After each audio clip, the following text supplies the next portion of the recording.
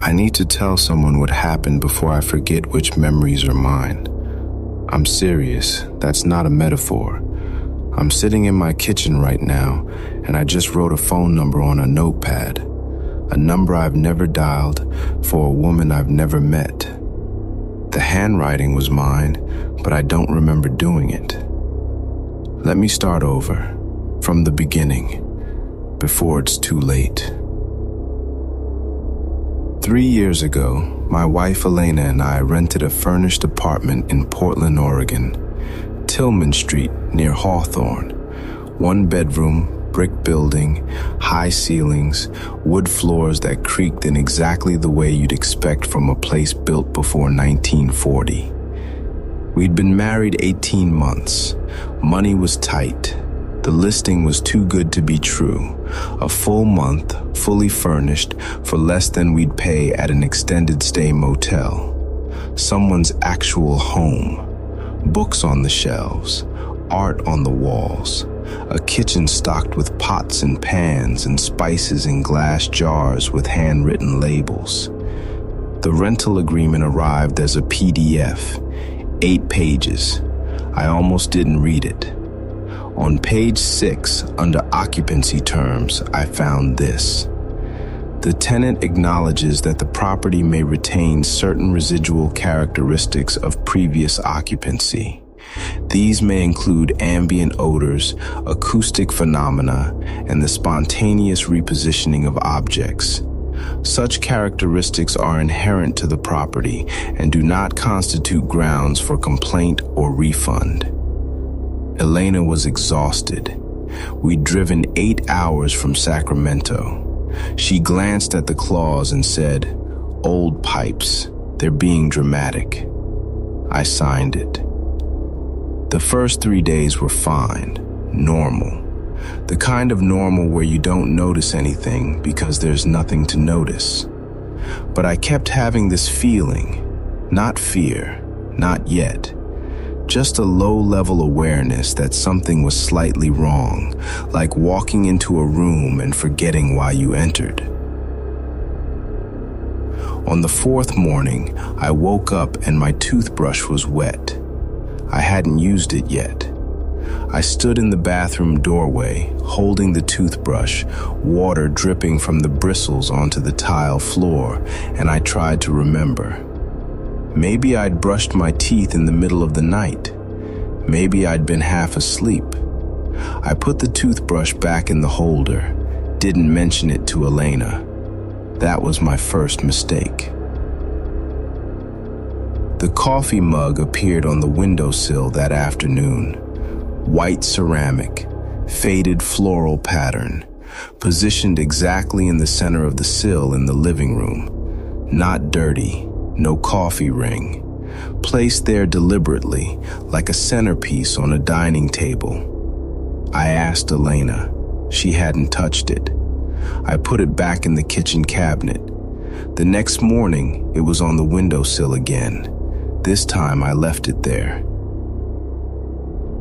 That's when I found the photo album. It was in the bedroom closet, top shelf, pushed toward the back. Brown leather.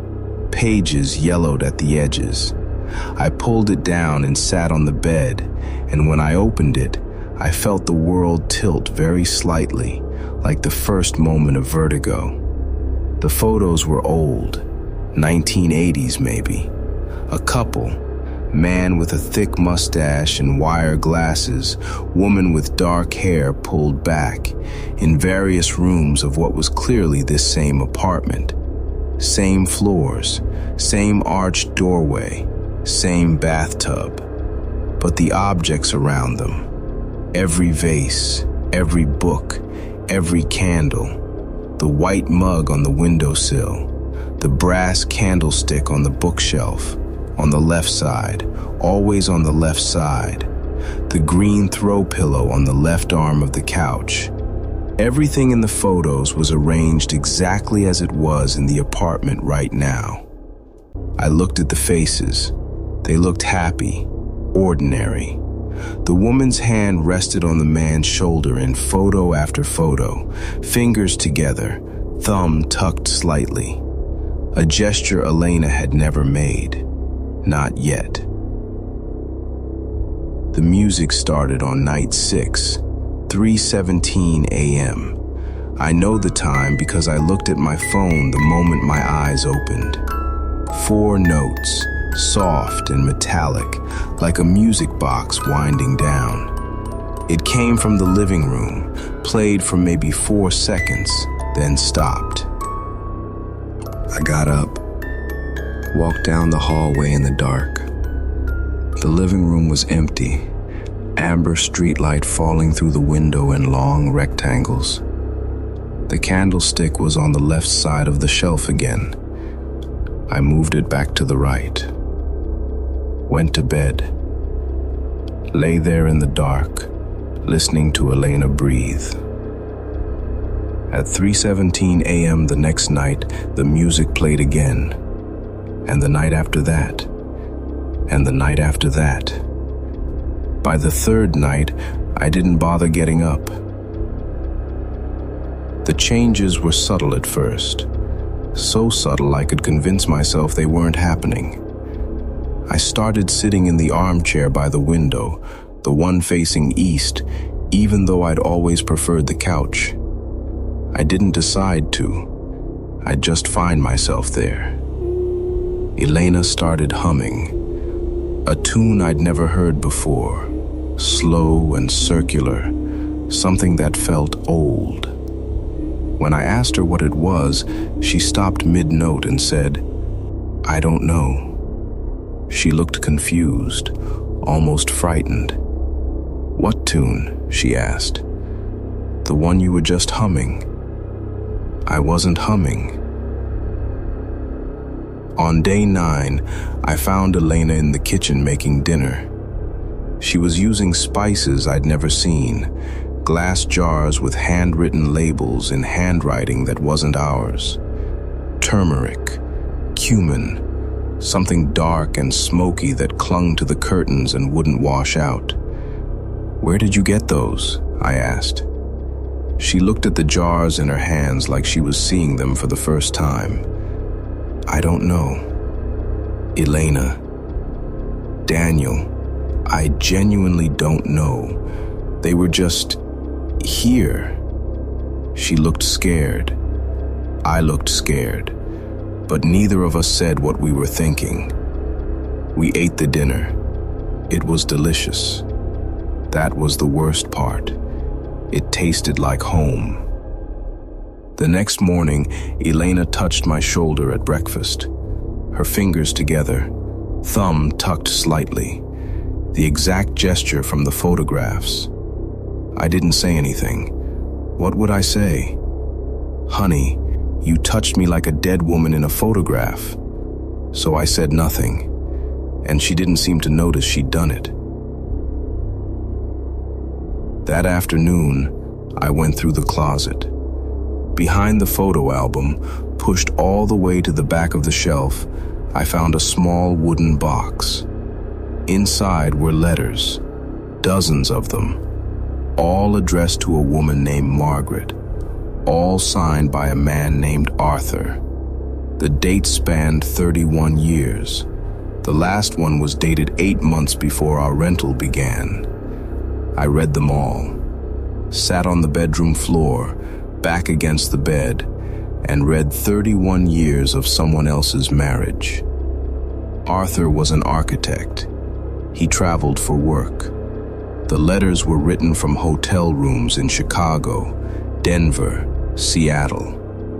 They were love letters, real ones, not poetry, just a man telling his wife about his day, asking about hers, counting the days until he came home. In one letter, he mentioned a white ceramic mug she'd bought for their anniversary.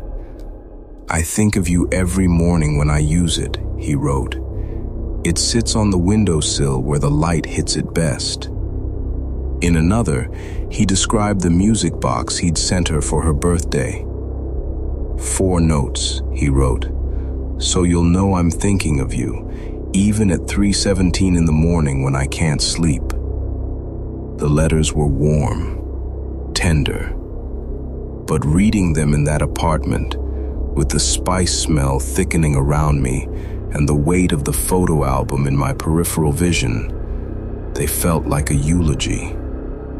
Arthur died in 1992, heart attack. In one of the later letters, Margaret wrote back to him. Letters that were never sent, just folded and stored in the box. Letters to a dead man. Arthur, I kept everything where you left it, she wrote in one. I still set your place at the table. I still sleep on the left side of the bed. I know you're not coming back, but I can't stop. I don't know how to stop. 31 years. She'd been doing this for 31 years, arranging her life around his absence, repeating the same patterns, the same objects, the same routines, over and over and over, until the repetition itself became a kind of presence. And then the building management removed her. She died shortly after, but the patterns didn't. I didn't tell Elena about the letters. I couldn't. Saying it out loud would make it real, and I wasn't ready for it to be real. That night, at 3:17 a.m., the music played again. But this time, it didn't stop after 4 notes. It kept going. A full melody, slow and sad, winding through the apartment like something searching for a lost thing. And Elena sat up in bed. Her eyes were open, but she wasn't awake, not fully. Her face was slack, expressionless, and she was staring at the bedroom door. Elena? She didn't respond. Elena, wake up. She turned her head toward me, slowly, too slowly. Her eyes focused on me, but there was no recognition in them. For 3 full seconds, she looked at me like I was a stranger in her bed. Then she blinked, and she was Elena again. What? She said. What's wrong? The music. Do you hear the music? She listened. The melody was still playing, soft and distant from the living room. No, she said. I don't hear anything. She lay back down, fell asleep within minutes. I didn't sleep at all. The next morning, I decided we needed to leave. I didn't explain why. I just told Elena I wasn't feeling well, that I wanted to cut the trip short, go home to Sacramento. She looked at me for a long moment. I don't want to leave, she said. That stopped me cold. Elena had been more unsettled than I was. She'd been the one who couldn't remember humming, who found spice jars in her hands she didn't recognize. Elena, this place is fine, she said. Her voice was calm, too calm. We paid for a month. We've only been here 10 days. I don't care about the money. I do. She turned back to the stove, started humming again, that same slow, circular tune. But this time, when I asked her to stop, she didn't seem to hear me. That's when I called the building manager. His name was Gerald. Older voice, calm. When I mentioned the clause on page 6, he went quiet. The previous tenant, he said carefully. Margaret.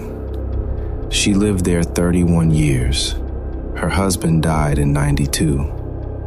I know, I said. I found the letters. A longer pause. Then you understand. Understand what? Mr. Kessler, some people don't just live in a place. They saturate it.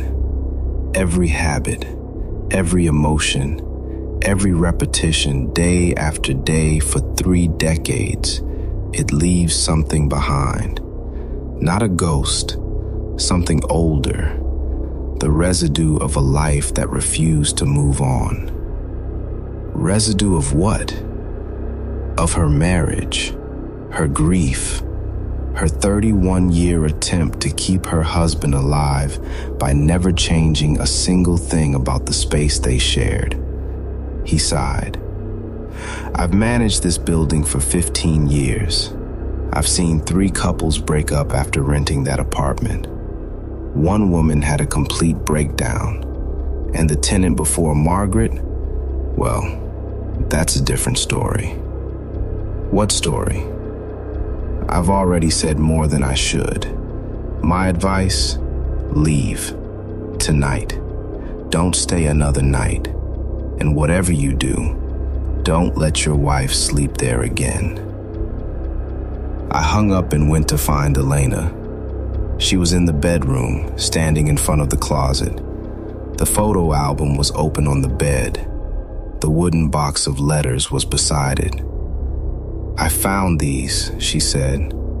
Her voice was strange, flat. Why didn't you tell me? Elena, we need to go. Right now. She loved him so much. Elena was looking at one of Margaret's unsent letters. 31 years. Can you imagine? Loving someone that much? Elena, do you love me that much, Daniel? The question hit me like cold water.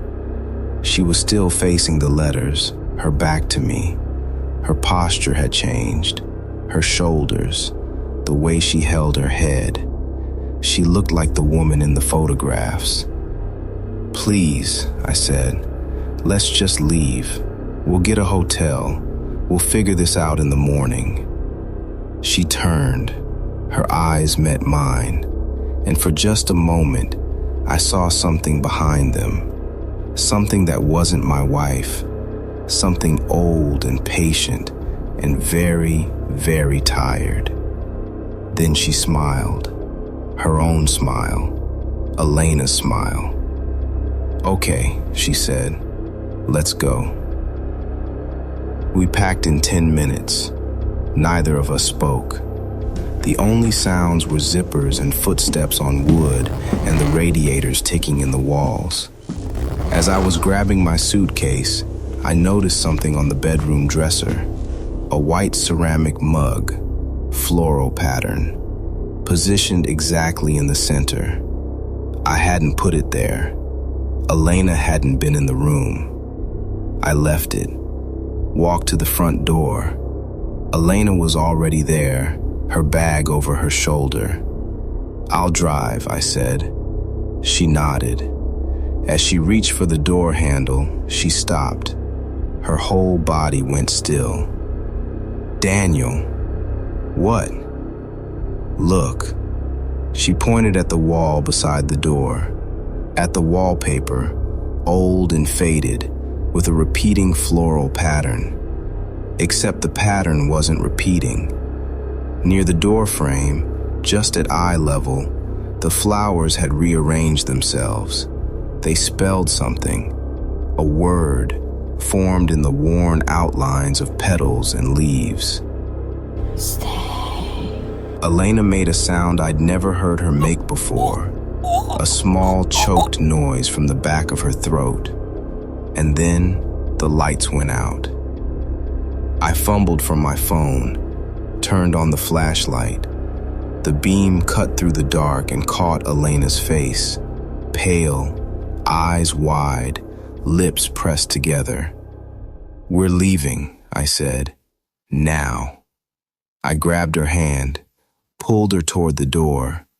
As my fingers touched the handle, I heard it again. The music box. But not from the living room this time. From directly behind us. From the bedroom doorway. The same 4 notes, then the rest of the melody. Slow, sad, winding through the dark apartment like something reaching out. And then a voice, soft, female, coming from nowhere and everywhere at once. Please, don't go. Elena's hand tightened around mine. For one horrible second, I felt her pull back, not toward the door, but toward the bedroom. toward the voice. I yanked her forward, opened the door, pulled her into the hallway. The stairwell was cold, concrete. Our footsteps echoed as we ran down, bags banging against the walls. We didn't stop until we were in the car, until the engine was running and the building was shrinking in the rearview mirror. And then we drove through Portland, onto I-5 South. Neither of us spoke. Elena stared out the passenger window, her reflection a pale ghost in the glass. I watched the road, and I tried very hard not to think about what we'd left behind. We checked into a motel near Eugene at 2 a.m., a place that smelled like bleach and stale cigarettes. Elena fell asleep almost immediately, curled on her right side, her hand tucked under her pillow. Right side, not left. I sat in the chair by the window and watched her breathe, watched the rise and fall of her chest, watched for any sign that she wasn't entirely herself. Nothing. She was Elena, my Elena. But I didn't sleep that night either. The rental agency refunded our money without argument. Gerald called me 2 days later, his voice heavy with something I couldn't name. "Did you make it out?" he asked. "Yes." "And your wife?" "She's fine. She's herself."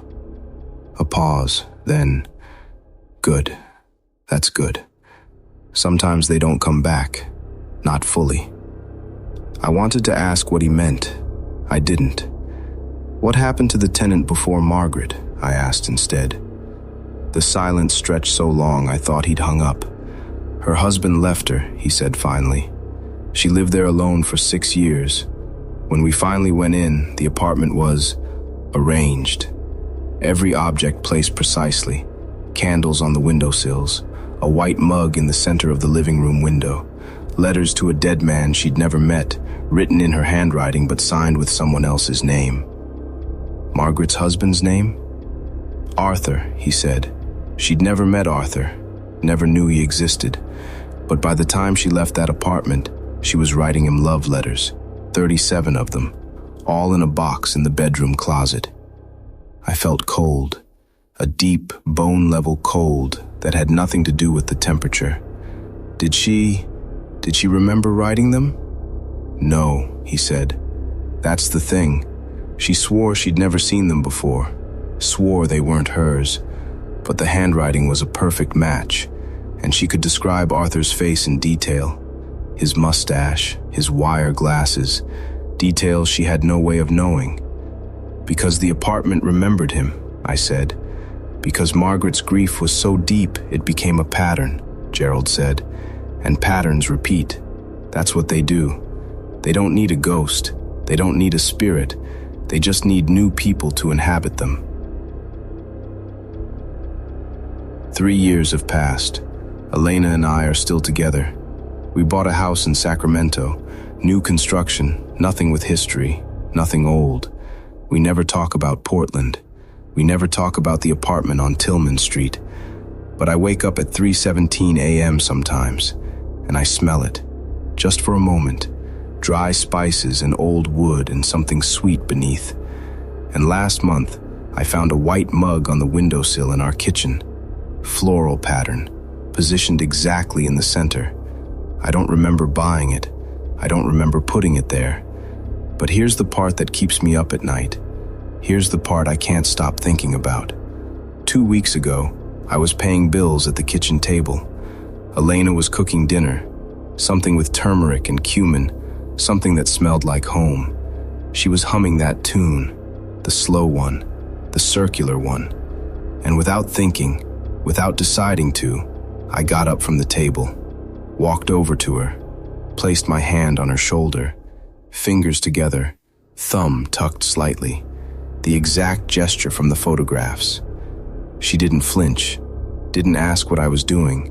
She just reached up and covered my hand with hers, like she'd been expecting it, like we'd done it 1,000 times before. Yesterday morning, I found a piece of paper on my nightstand, a note, in my handwriting. It said, Margaret, I'll be home Thursday. Wait for me. Arthur. I don't know anyone named Margaret. I've never known anyone named Margaret. But as I read the words, I felt something move behind my eyes, something old and patient and very, very tired. And for just a moment, I missed a woman I've never met. A woman with dark hair who waits by the window, who keeps a white mug on the sill where the light hits it best, who sleeps on the left side of the bed. For just a moment, I wanted to go home to her. Then the feeling passed. It passed, I think.